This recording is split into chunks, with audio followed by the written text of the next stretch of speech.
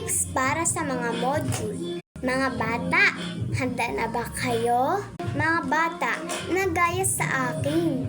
Una, huwag sulat-sulatan. Pangalawa, huwag ilagay kahit saan. Pangatlo, huwag itong punitin.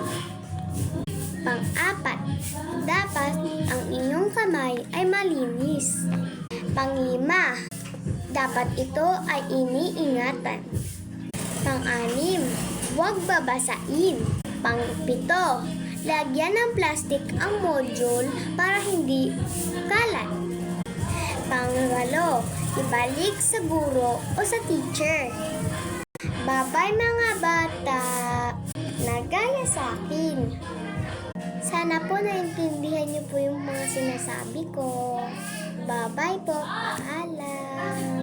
Thanks for watching.